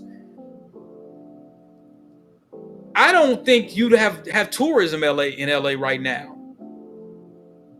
I think the whole city would have get set fire again. It would have been worse than 1992, bro. They probably would have had to bring in the whole military. I don't even think it would have been National Guard wouldn't have been able to handle that. They would have had to bring in, it would have been crazy.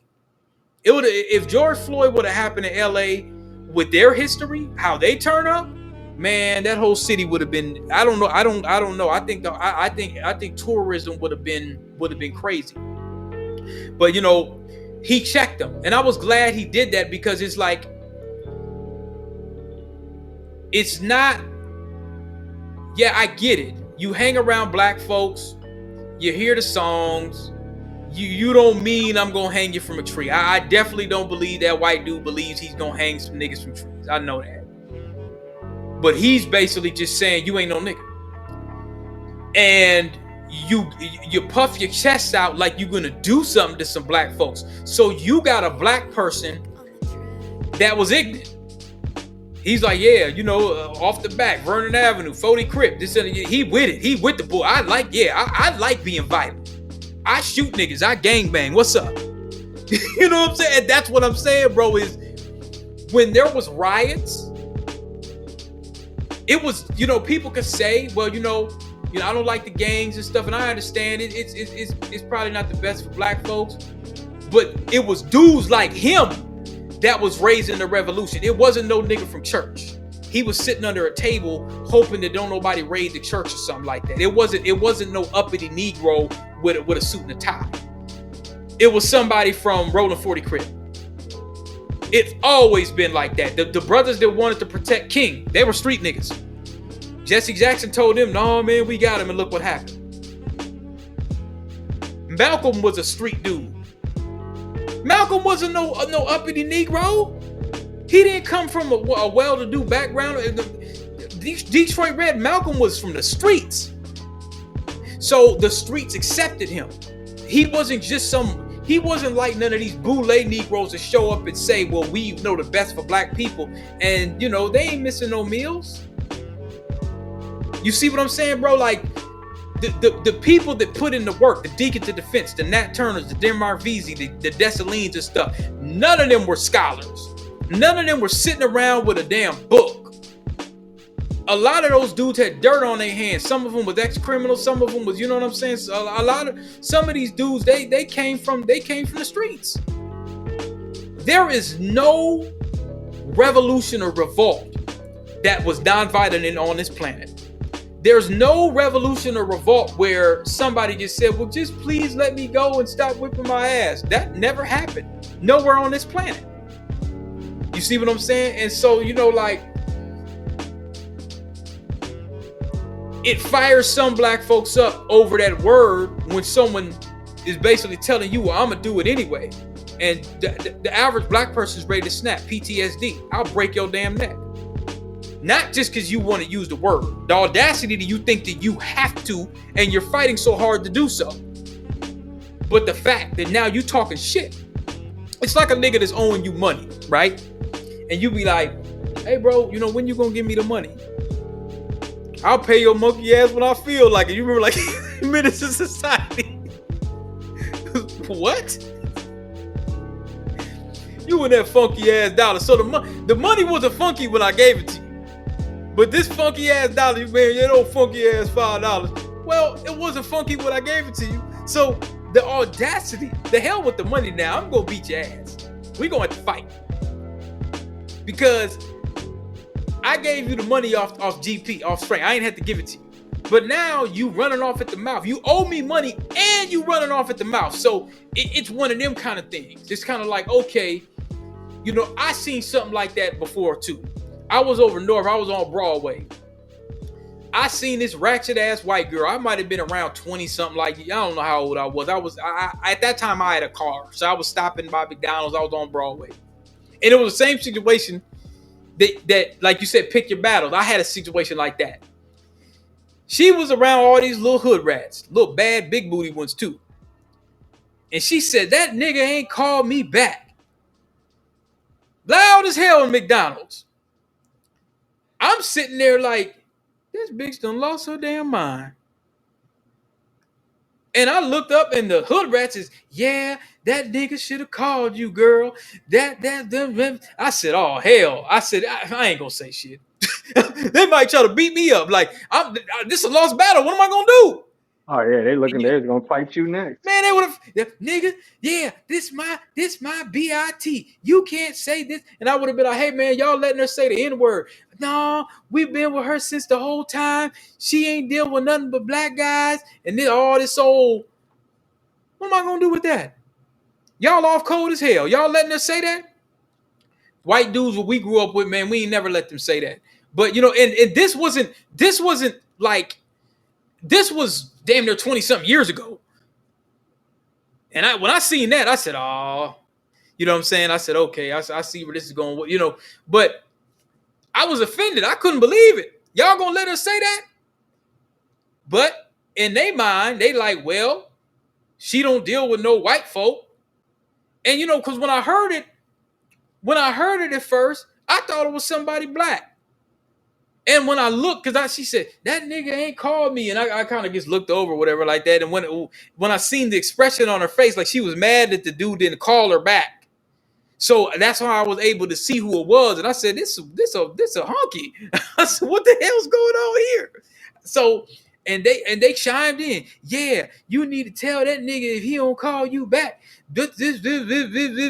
So they going in and they get clucking and hinting and you know, they just going on and on and on about why he shouldn't call her back. And they, yeah, you know, girl, don't call him no more and all this kind of shit. And I'm like, you know, what am I gonna do, bro?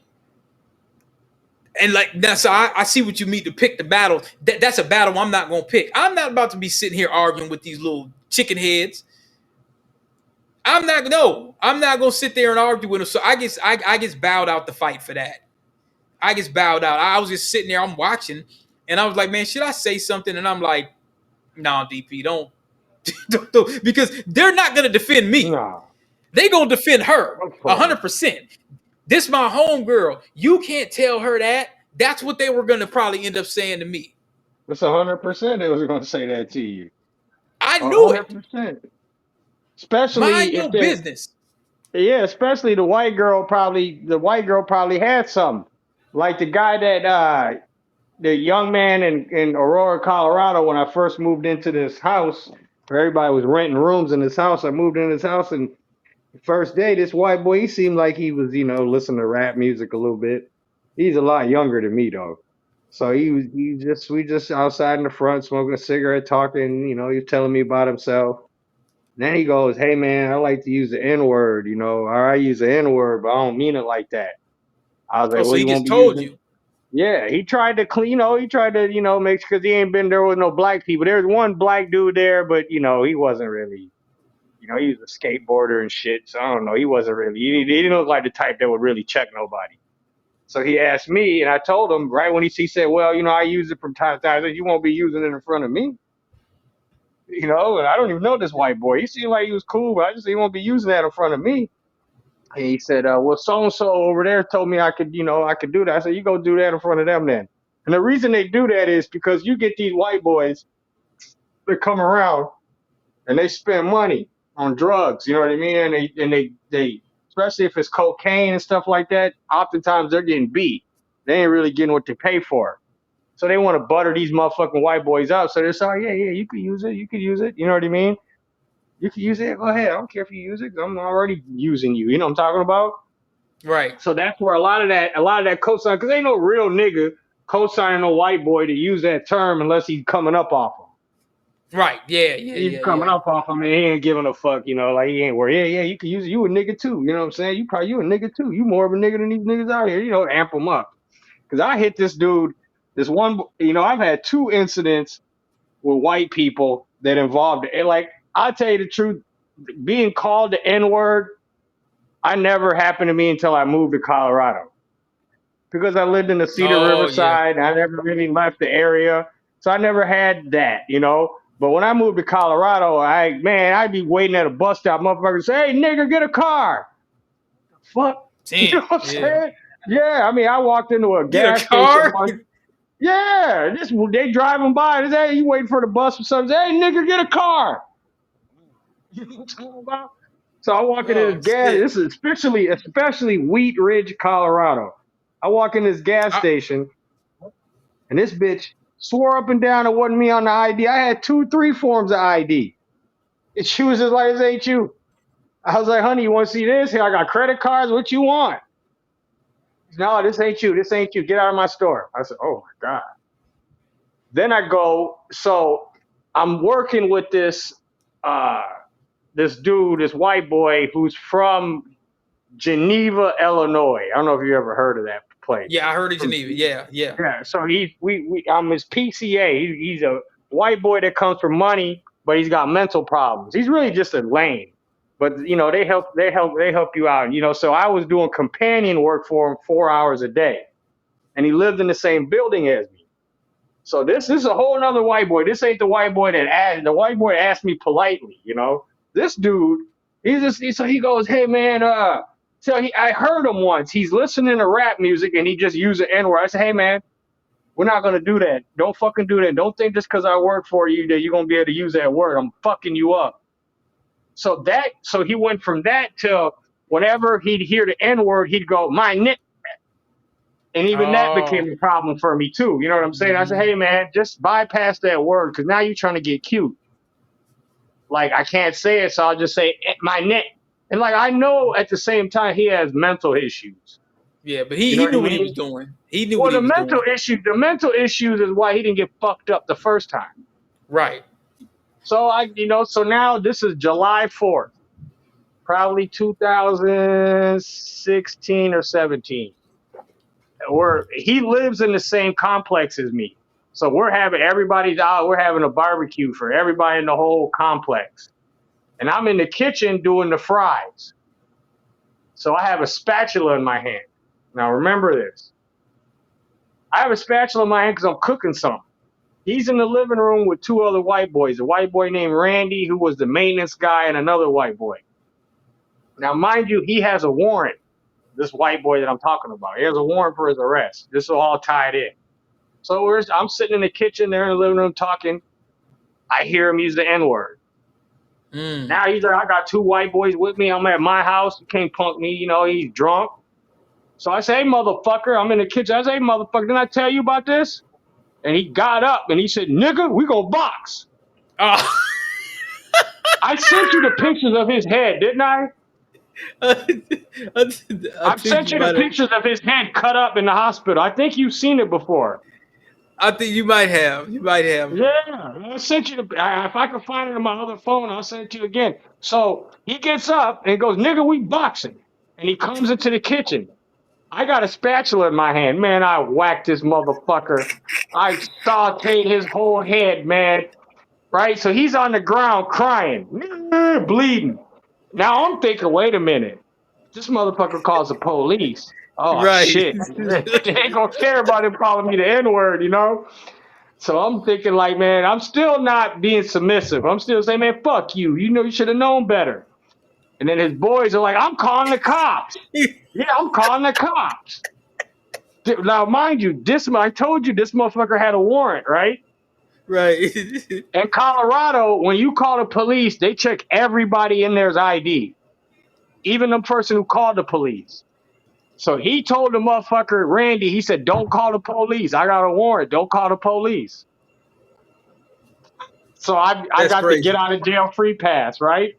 He goes to the hospital the next morning on his own and sends me the pictures of his head all cut up. I go, my God, I couldn't even believe how I did this motherfucker. I'm like, I should have just ignored him. Fuck, I could have killed this white boy. So hold on 1 second. I see One second. Yeah. Hold on 1 second. I'm hearing some weird noise. Hold on 1 second.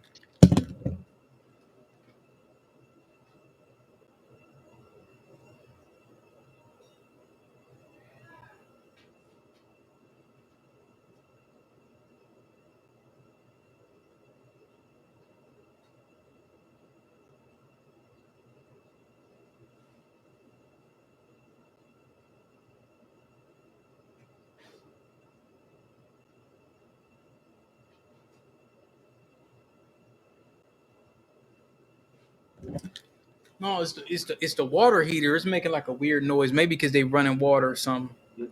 So a couple of days go by. He's still in the hospital. He comes out of the hospital, and like I said, we live in the same complex. So if you walk out, you can see his window. So I just walk by and just kind of sit by his apartment window, just to kind of see if he sees me. Right? Now he comes out, and I'm thinking, are we gonna fight? You know what I mean? I just hit this motherfucker over his shit. He comes out and he goes, my fault, Phil. I will never use that word again. Oh, so yeah, he knew. Yeah, he knew. Yeah. He said, my fault, Phil. I will never, ever play like that again, man. You almost killed me. So now, it's with learning tool for him. I'm looking at a map, and I'm seeing Boulder, Colorado. What's the difference between Boulder and Aurora to Denver? Just a suburb? Boulder, no, Boulder is a city. Boulder is where the Dion and them play. Okay, so it looks like it's about 25 miles away from Arvada, which is close to Denver. Yeah, Boulder is a city that's about it's about 20. It's not far at all. It's very college town type, very cool, calm area, very calm area. You could scream at the top of your lungs and the whole city hear you. You know. You told me at the time. You told me at the time when you stayed in, because I always thought you stayed in Denver, and you said you stayed in Aurora. I said that Aurora. I've barely even been in Denver. Oh, okay, okay. And they're like Minneapolis and St. Paul. Okay. So now you had said before, like when you were there, you're like, Minneapolis is too small. Is below. You were telling me that Minneapolis is below a man of my talents. Yeah. It's below. You had said that. You said, because you had mentioned something about Denver at one point. You had said that, and I said, well, and I asked you, what did you mean by that? And you said that Denver is the kind of place where whatever's going on in Minneapolis, it's more of. It's just more hookers, more drugs. It's just more. So if you look, but more can also mean better, because the state is like 8-1 women to men. And the females out there are horny as hell, and they know what they like. You know, they ain't all bashful and shit like here, you know. And their heads ain't all blown up like here in Minnesota. You got a girl in Minnesota that's a 6, she's gonna get her head blown up, think she's a 9. Right. Yeah. You know what I Yeah. mean? Yeah. So that regard, but it's racism, not so much in Aurora, because Aurora in in Denver, there's a lot of black people there. But and I was in the hood. But when I was staying in Wheat Ridge, no man, no, that ain't no place for no black motherfucker to live. I was staying at the Howard Johnson. So if you look up where the Howard Johnson is in Howard Johnson Motel in Wheat Ridge, you'll see what's around there. There's a truck stop right across the street. I went there and I ordered some food. This is the only place where I seen some shit like, you see a movie and a bunch of black people walk into the wrong fucking bar or diner and everybody just stops what they're doing. Yeah. That I experienced that twice in Wheat Ridge. Once at that diner I'm talking about, I go in there, order some food. Everybody stops what the fuck they're doing. The waitress tells me, your food will be ready in 10 minutes. Go back to your room and then just come back in 10 minutes. Damn. She didn't say anything else. She didn't say they were going to hurt you. She didn't say nothing. She just said, come back in 10 minutes. I already knew what she was talking about. I came back, got my food, and left. Then another time, I was just wandering around Wheat Ridge, and I just seen this bar, and I just walked in. I didn't have a drink, I walk in, man, the whole fucking bar stopped. I said, I still didn't, I'm like, I don't know, whatever. I'm about to sit down and have a beer. And then this motherfucker walked up to me. He said, hey, man, you want to play some pool? I was like, sure. I was like, sure, yeah, whatever, And then he's like, you want to play for money? I was like, sure. And the waitress told me, don't do that. She was like, you can't win. Don't do that. And I said, what do you mean by that? She was like, if you win, they're going to jump you. And if you lose your money. I said, oh, wow. You know what I mean? So you see, I learned right there what leverage is about. You know what I mean? And then if you go back to Juneteenth, the 22nd anniversary of me peeling Chris and Wes, that's a perfect example of how white people act when they have leverage. Those same white people, that white dude who told me, go get a car as he was driving by, would he have said that if he was in the hood at one of these bars? Of course not. No. Would he have said that if we just walking? No, he wouldn't have. White people are the best at putting up a front, not showing you how they really feel, and then letting it come out all at one time.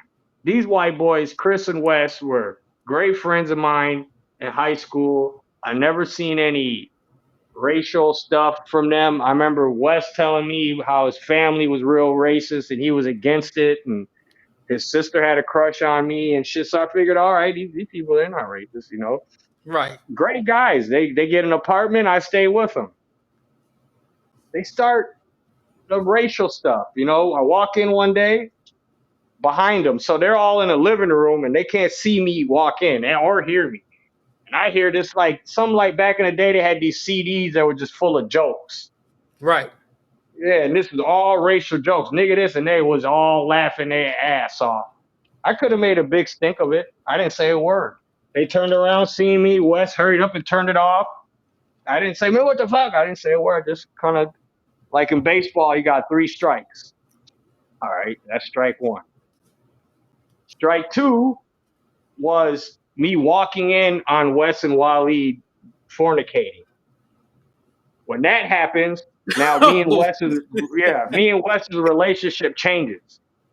Now it's like from him being this white boy he'd be this white boy that would do whatever I told him to do. Now he wants to prove his masculinity and he wants to like fight with me.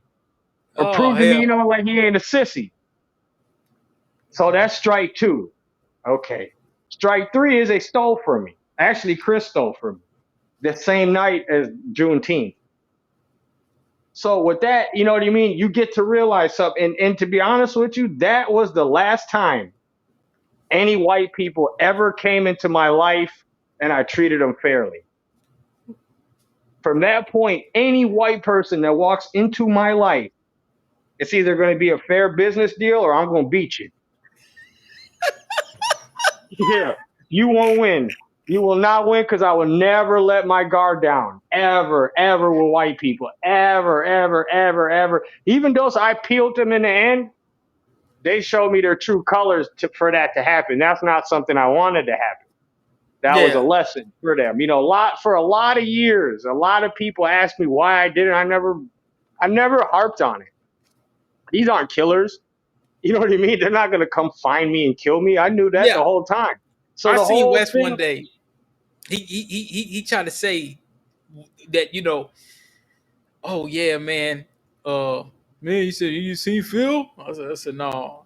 And he's like, yeah, man. I'm gonna fuck him up when I see him. And I said, what? He said, yeah, man. He broke in my house. And around that time, we weren't. I don't know if I was talking to you that much. I don't know where you were, but you know, I know at one point you was working, you know, at Holiday or whatever. But I don't know if it was around that time. But man, I'm looking for him. He said, I'm looking for him. I said, you looking for who? He said, yeah, I'm looking for Phil. I said, you know where to find him? I've been in that same hood for damn near 20 years. I said, you looking for him? I said, I don't think you looking for him. I think I seen him over. It was Northeast. Or I seen him somewhere. So I didn't really know what was going on. And he was like, well, I'm going to look for him, and I'm trying to find him or something like that. And I'm kind of like, man, that dude gonna beat your ass if you looking for him. Like you not gonna. I seen him one day at Tracy's, the old Tracy's bar, maybe about 6-7 years ago. This is before I moved to Colorado. I seen him at Tracy's bar. I thought he was gonna knuckle up. He just screamed at me from across. You ruined everything. You ruined everything. I didn't even respond. I was just like, okay, I got a beer in my hand. I'm gonna bust you with this Heineken bottle if you get close. You know what I mean? He just, you ruined everything. Chris, I never talked to, but he's bald headed now. I seen him at Pizza Luce. That's that military haircut. Yeah, 4 or 5 years ago. As soon as I peeled him twice. As soon as I peeled him the first time, I was standing right with him. He walked right out of the apartment and went straight to sign up for the military. I mean, that second. Like he walked in, he realized he got peeled. Boom. He walked straight out there, went straight to his car, went straight to sign up for the military. And then convinced Osbu to sign up with him. That's insane. Yeah, so from there, any white person that comes in contact with me, be cautious. Be cautious, man. Evan, remember him? Yeah, I remember. Yeah, Evan LaFaver. Look at this story. So one day I'm walking right by a Holiday gas station. If across the street from there is these little like brown 2-story apartments, right? So I'm walking. And I'm walking by, and I just see some white boys sitting there partying. I ain't paying no mind. I ain't know who they were. I was just walking to the store. And he goes, hey, Phil. What white boy knows me like that? You know what I mean? And I turn around, and it's Evan. He goes, hey, man, we're over here partying, man. You want to party with us? I said, sure. So I go there. I start partying with these white boys. And I realize they're growing weed out of this house, out of this apartment. I don't say anything, you know, I just kind of mull around and just, oh, yeah, it's cool, man, old times, you know what I mean? He's just talking to me about some bullshit, right? Okay, so I befriend this white boy because I peep, wait a minute, they're growing pounds in this fucking apartment. I need that. Yeah, okay, let's be friends. He wants to be friends again, so we were friends, and I'd come over to his house. He stays not too far from where I used to live. So I come over there, and we'd hang out, knowing the whole time I'm peeling these white boys I just seen these pounds with. But I'm going to befriend you, and you're going to introduce me to them, right? So once, you know, we're hanging out, this and that. Now I get to be friends with this white boy, Gilbert, who's the main guy growing 4 pounds at the time. He goes, yeah, Phil, I'm going out of town for like 4 days. These are some real goofy white boys. They ain't no shit. He said, I'm going out of town for like 4 days. I was like, oh, yeah? That's cool, man. He said that. You can get into their apartment from the slide window, right? Oh man. Yeah. So I just broke the socket, went in there, recruited a white boy that was friends with Evan and them. I said, man, me and you finna get this fucking motherfucker. We go in there, right? I can't find the 4 pounds though. I find some cash and a little bit of weed, maybe about 4 or 5 ounces. I couldn't find the pounds though, right? You know, you got to get out of there quick. Right. So we get out of that motherfucker, right? This white boy with Evan comes to my apartment when he gets into town. He's like, somebody stole whoop-de-whoop for me some cash and this and that. And I said, oh, yeah, that's fucked up, man. I think he's trying to interrogate me. But look what the white boy said that pissed me off. He said, I have 4 pounds in the freezer and nobody found that. I said, oh, shit. Oh, shit, damn. I would have been. Shit. Yeah, I said, I can't do this again because they come into my house questioning me. You know, they already think I did it, you know. Yeah. And then Evan was like, man, he called me one day. He's like, I'm going to fuck you up, dude. I said, really? Right. I didn't even take him serious.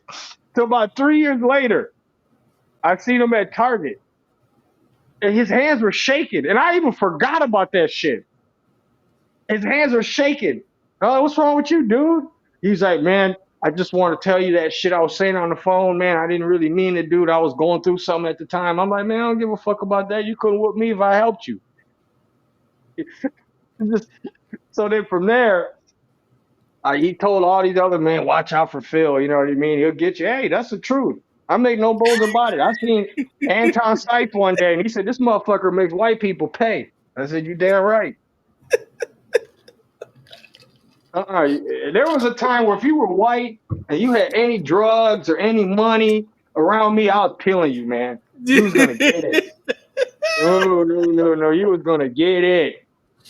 Get it, man. No, I never give myself to white people. Never. I don't care if I'll never marry a white woman. I'll date a white woman for sure, but not seriously. You know what I mean? Nah.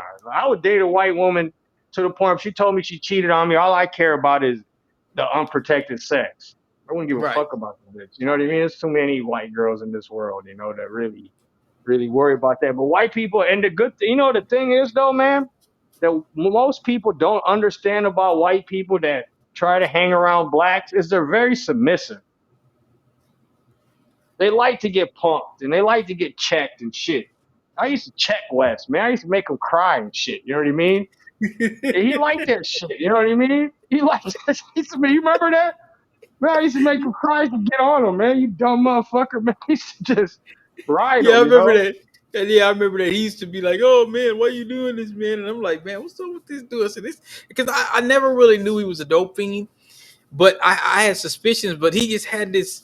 He had this spaced out dope fiend look, and he looked like the time. I remember one time he was like, yeah, man, I'll die for hip hop. And I'm like, what, nigga?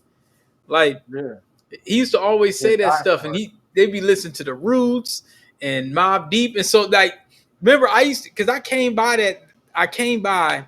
remember coming by their apartment, because remember that apartment was right by the high rise, right off of not Riverside, but like a couple blocks off Franklin. I remember where they lived, and I came by there one time to bring them because they wanted to buy some CDs for me. I didn't have no car around that time. This had to have been around, what year was that, man? Was that like 02?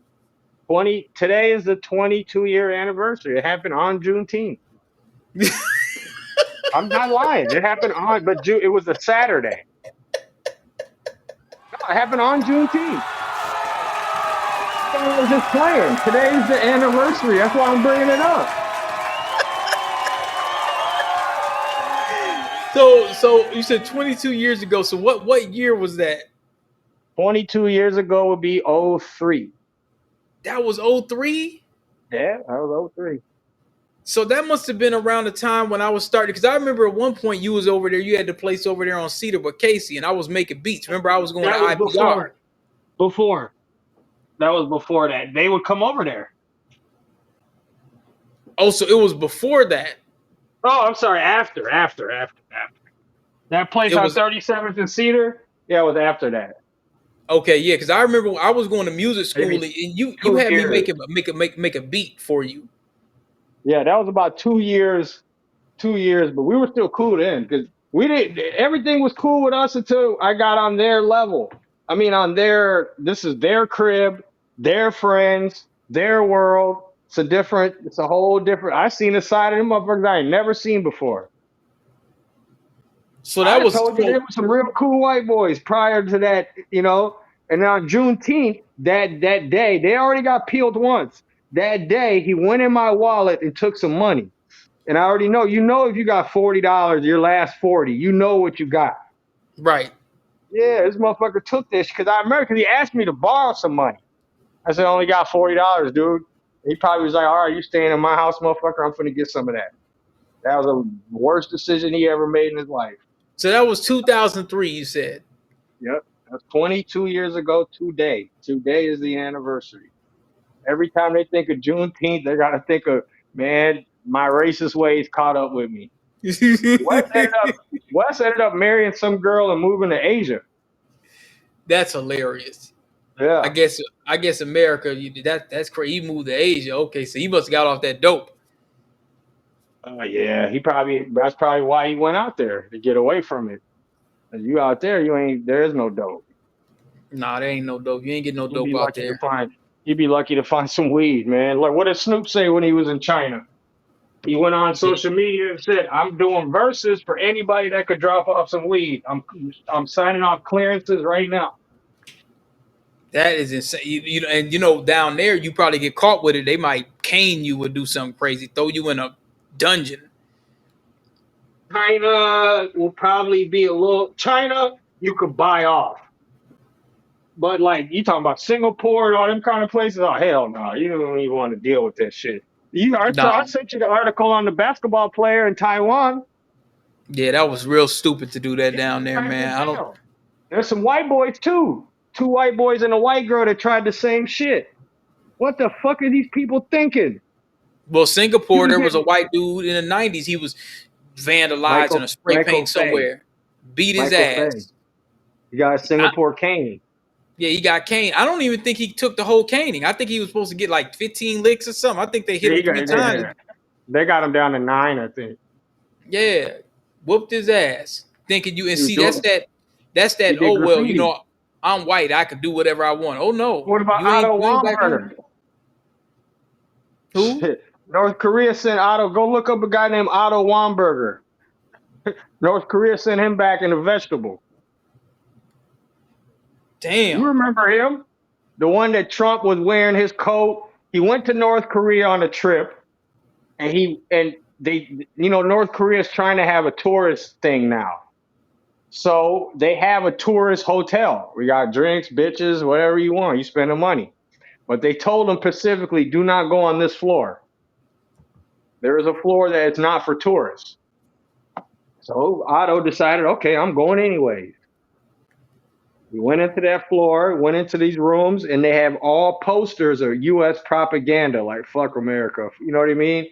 Shit like that. He took a couple of the posters and thought he was just going to get on a plane the next day like it was nothing. Him and his 6 or 7 people that he's traveling with go to the airport to get on the plane. North Korea says, excuse me, sir, we need to talk to you. Rest of y'all can go. Homie, you're going to have to stay. What you got in that bag? I got a couple posters here. Y'all can have them. Nah, homie, we don't do that here. Boom, lock you up. Locked him up, got him to go in front of the TV in North Korea and say the U.S. sent me over here to spy on y'all. Damn. Which wasn't true. That's just to shut the people up in North Korea who ain't going to say nothing anyways. So then Trump and everybody talking about send them back. Fuck that. We want them back. North Korea said, all right, we'll send them back. They sent him back in a vegetable state. He was just like retarded. He couldn't talk. He couldn't move. They just sent back a vegetable. I said, here you go. And then charge the U.S. for the medical fees. Damn, them folks do not play. I got 2 other subjects and we'll wrap it up because I got to get up in the morning. Now, it's not looking good for Joe. Joe who? It's not good. It's not good. It's not looking good for him, man. Looking horrible. He was talking all that smack in the barbershop, and it just ever since then things just ain't been looking good for him, man. Look what happened to Matt Hoffa. He lost his show. Yeah. I don't know if Matt Hoffa did 1 or 2 more shows after that. He might have did a couple. But should have edited that out, man. He should have edited that shit out. Yeah, nothing's been going good for Fat Joe since then. See, folks, and see, this is what people thought. They thought that we was just a bunch of niggas on the internet. They thought, well, yeah, you broke foundational Black Americans, y'all broke, and this, that. I said, all right, about 40 million of us. Everybody ain't got to identify as FBAs. They ain't got to say it. They know their grandmama, their great-great-grandmama grew up on that damn plantation. They identify with that. That's all they got to hear. And you up here talking crazy because we know who you're talking about. We're not no fringe. We're not a bunch of black folks, a fringe cult group. No, we're real people. Juneteenth, yeah, he's not gonna get. Ever You know since what the he's no being beat. accused of, right? Well, now in that's crazy. That's I'm hearing it's kids and stuff like that. They talking about hold If on, the let me guy pull can it up. produce him, he's saying he was grooming, man. If he can produce the girls, he's gonna have a problem. This hit TMZ, so this is his hype man. Former hype man. I heard about this. This hit the waves maybe a month ago or two, and it wasn't really. But now it's everywhere. Man, it's y'all should have everywhere. hurried up and got in front of that. Yeah, You he should have got probably in just front of thought. that. So his guy says court docs obtained. He was a number of sorbet arrangements. Like they got. It sounds almost like they got text or they got something here. Yeah, they got. You better hope not. Now that song I sent you the link to, "Hey Mom" or something like that. The guy that's making the claim, he's saying that Joe made that song for a 14-year-old girl that he was in love with. Yeah, this is okay. So it's Can a he complaint. produce the girl? 15-year-old. The What's Love with Ashanti vocalist allegedly was also involved with a 15-year-old Caucasian girl. Yeah. He said he paid for her to get a BBL, and now she's married to an entertainer. He said he Or an brought her athlete. to Florida, put her up in a condo, rented a blocks from his house with his wife. Yeah, man, it's not there. I don't know. It says Dixon said he was coerced into 4,000 sex acts to maintain his standing with the enterprise. Man, this might be a RICO named Rock Nation. Yeah, Rock Nation, Pistol Pete. Well, that's cap. That part's cap. About he forced me to fuck bitches. Come on, man. I'm not hearing that. Yeah. You know what I'm saying? He also he said he consistently underpaid, denied songwriting credits. Songwriting. He's a hype man. Yeah, I don't know.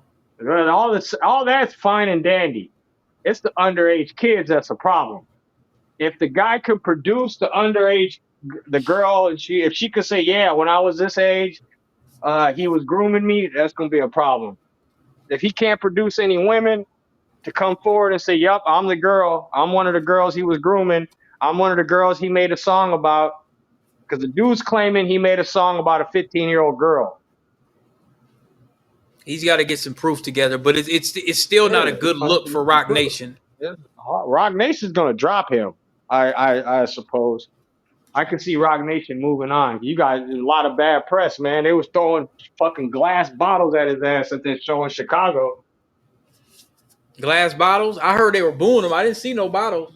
Oh yeah, right. Watch it again. Watch it it was throwing glass bottles at his ass. Oh yeah, well yeah, he knew not to get out of line in Chicago. He got a little mouthy in Chicago some years back. I mean, he didn't disrespect nobody. He just basically said, you know, I'm the nigga and I'm a nigga and I could say the N-word, blah blah blah, and whatever, you know. But yeah, I mean, got touched on that. Rock Nation needs to drop him. Rock Nation's been on some bullshit, man. If you really want to know the truth, that shit they pulled with the little guy. What's his name? The little short guy. Tory Lane. So they have something to do with that. Yeah, don't you remember when his dad went on a rant outside the courtroom? Oh yeah, Look up that rant. They said Rock Nation, fuck y'all. Because here's the thing, Rock Nation. Here's what Rihanna is: a tremendous talent, my favorite performer. But didn't nobody know who the fuck Rihanna was until Chris Brown beat her ass. Her career went to a whole nother level when that happened. Super popular. Okay, they wanted the same thing for Megan. Rock Nation That's not said, working okay, out very well. what's the story? All right, if we say that your friend shot you in the foot, the girl, that's not a story. We can't take that and market you as a battered woman for white people to start fucking with you. We can't do that because you got shot in the foot by your girlfriend, by your lady friend. That ain't a story. We gotta have to have a story here. All right, Tory Lanez did it. That's a story. So when the like a father's sacrifice. basically saying, the father's basically saying, y'all know my son didn't do this shit. Y'all know this is a story for Rock Nation. We're going to look at Megan. How much has Megan made since then? She's blown the fuck up. She ain't even the evidence, the not even story that he ratchet has. anymore. Yeah, I don't know how any court can see that. She should be indicted. And this man that got stabbed over this, and I looked at the website, bro. You seen it? I mean, it's just, man, it's shameful. What happens if he dies? When that dude stabbed him? Tory's not built for jail, prison. What happens if he gets killed? Then what? What's she gonna say then? Oh, the truth is she should have said the whole truth. I don't know who shot me. Right. Well, she thought Rock Nation put in her ear, if you say Tory shot you, you're gonna get the Rihanna push. You'll go from 2 or 3 million to 30 million. Well, now what's gonna happen is you got to think. Blow up in their face. See, and with this indictment, and I'll close on this. But with this indictment with Sean, if he gets hit with this RICO, they're gonna open the door. They're gonna open the door for black entertainers left and right. And anybody that was involved in them freak offs and them tapes, you got to think. TD Jakes resigned for a reason. Yeah. You got to think. Oh, they gonna be coming for all of them. Tyler Perry, look at the stuff he tried to pull. You see what I'm saying? Some issues. He's got some issues. Yeah, Tyler Perry's got some issues. Because you got to think. You say you're a man Tyler of God. Be cutting the church crowd, the church, and a lot of those church Negroes are still gonna fall behind them. But you know what? I don't think this is gonna be the first rodeo. And one thing that I'll say before I go is that, I'll give a certain credit to where credit is due. I'm not gonna say that he doesn't employ a lot of black folks. That studio, I will say this. That studio, for him to be able to purchase that studio, which was owned by former slave masters, that's an incredible feat. But I will give this criticism here.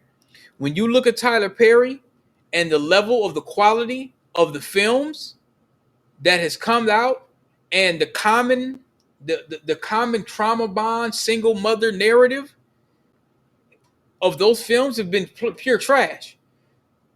At this operating level with the studio that you have, even Blumhouse doesn't even have his own studio. The reason why I bring up Blumhouse, and I sent you that the other day, is he works with probably over 10, 15 directors. You're supposed to be passing the torch, dude. You're supposed to be doing a superhero film and a horror film. You should be doing stuff equivalent to Sinners. You should be doing stuff equivalent to The Conjuring and Marvel damn near. You got a studio that's what? What is a studio, 100 acres? You have a huge studio, dude. What's going on? Why are you giving these you still giving these little bullshit play movies, and I don't get it. So it's almost like you don't want nobody to be bigger than you. And the same thing, the issue with why Diddy is in the same situation. You want to be greedy, and you want to give black folks these half-ass films, but you don't want to pass the torch to any new cinematographers and directors because you want to own all the publishing and the rights to the movies. And that's fine. But now you got some white boy that's about to peel you for some bread. Oh, they gonna pay this white boy, but best believe that. Just the accusations is just not a good look. But I guarantee you, give it another 3 weeks, bro. You're gonna hear some real weird stuff coming out of Hollywood, man, and it's you're gonna be surprised. Give it another month. But we'll close out, man. I didn't get to go to all the topics I wanted to. We were able to cover, some Juneteenth topics and stuff like that, and but it was bagland nonetheless. We'll probably do it again in a couple days or something, man. You got it. All right, man. Thanks for joining. Peace. Peace.